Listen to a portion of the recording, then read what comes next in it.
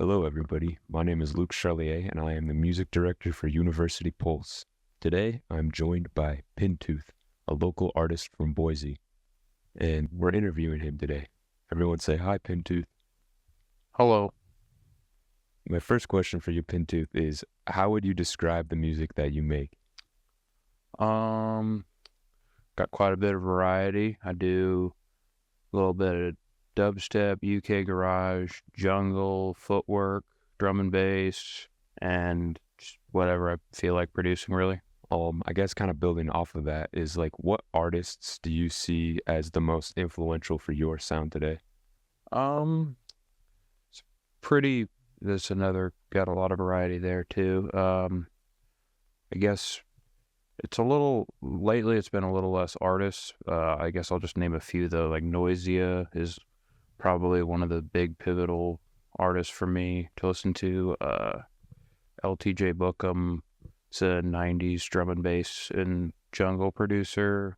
And then some newer ones would be like Samurai Breaks, and probably I'd say like Naya Archives is like maybe a more popular example of someone that is kind of in the same realm as me.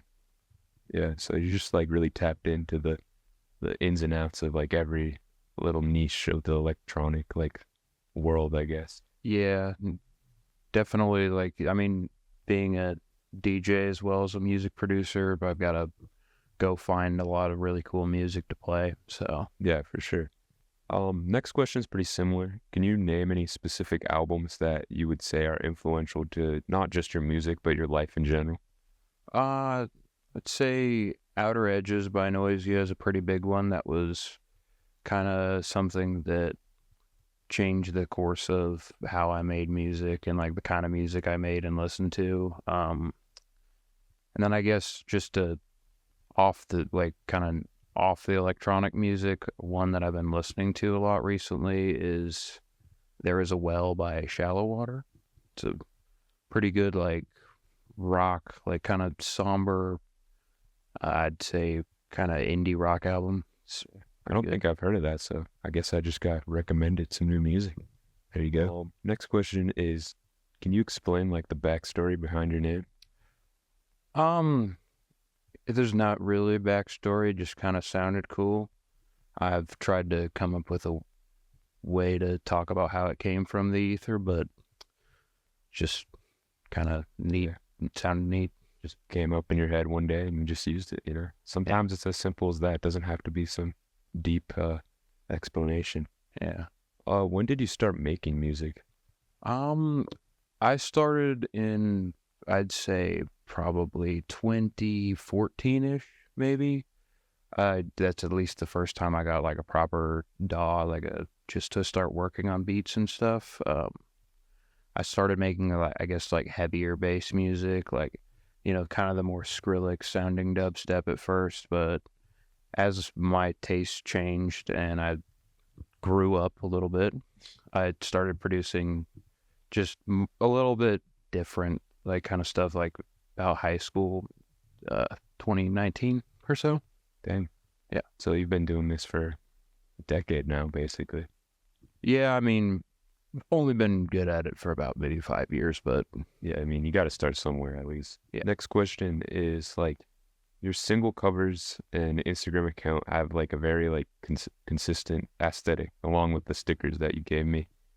How would you describe your own aesthetic?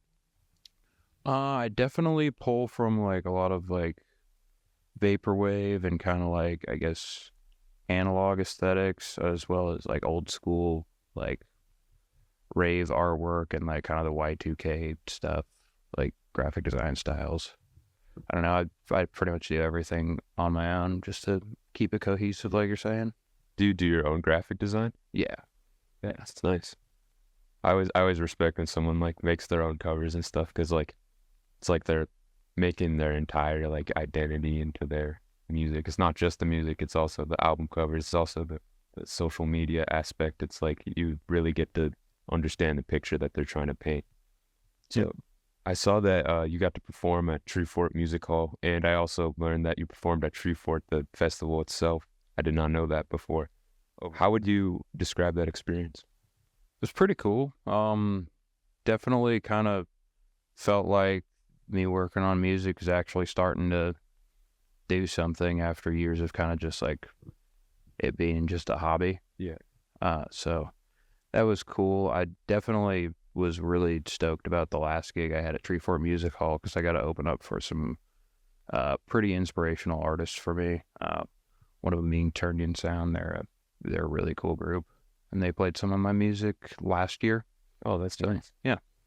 Have you had any other gigs in the past, or was those like your only two so far? I've had quite a few, like usually little smaller club gigs or just like local, like just a local artist showcase or something.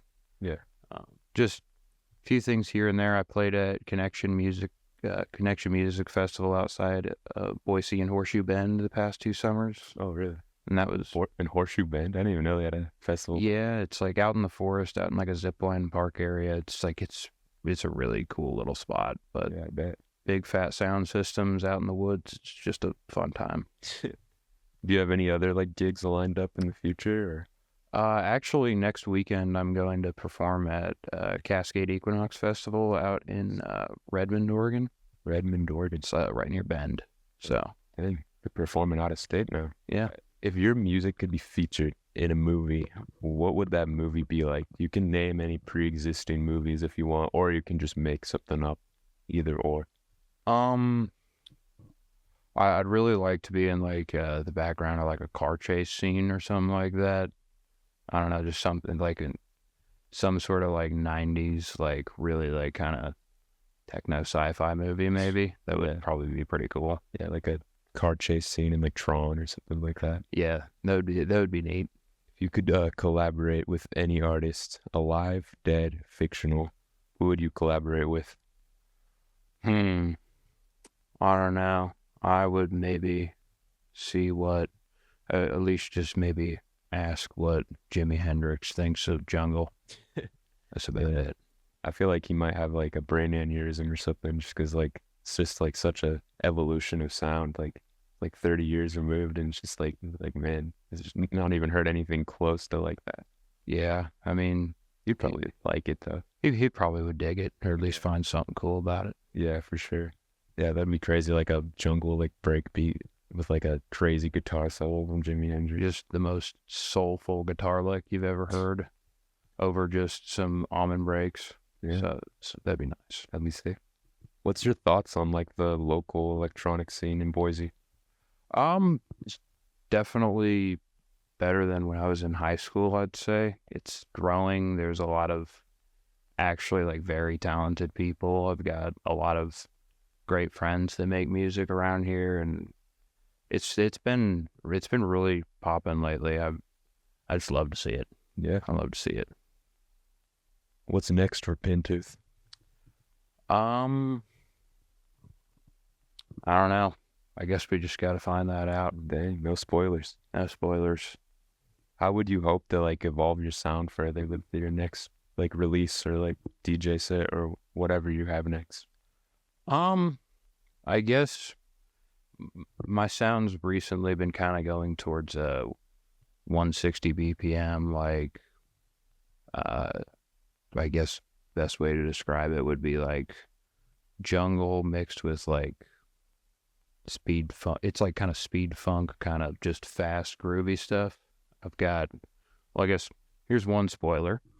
I got a possible release coming up with some like UK label that's essentially just like pushing a little bit more of a old school sounding like dance stuff, like, jungle techno kind of fast drum and bass stuff. I don't really know how to describe it. ADHD type music from the past, but also from the future. Yep. Just go forward to see, or go to the past to see the future, essentially. Exactly, and go to the future to see the past. All right, last question. This one's a bit of a doozy, so be prepared. Would you rather produce instrumentals for like a Taylor Swift album or produce the instrumentals for like a Lil Pump album?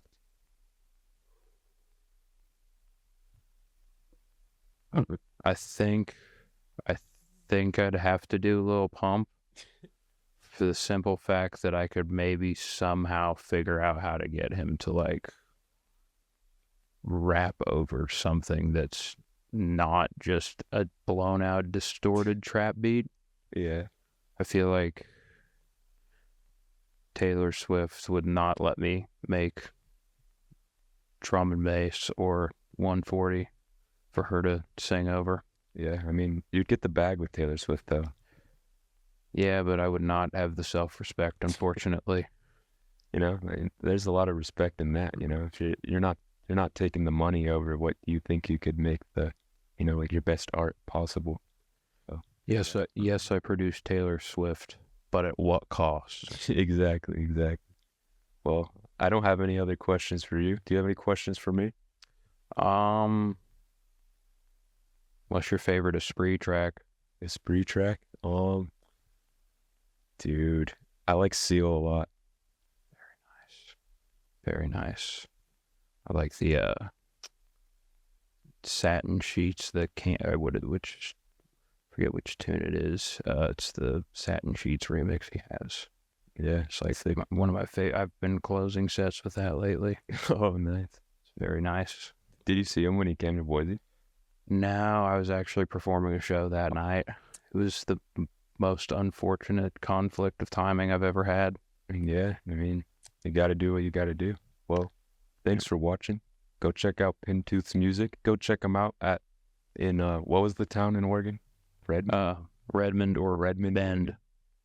And yeah, have a great day. Thanks for watching.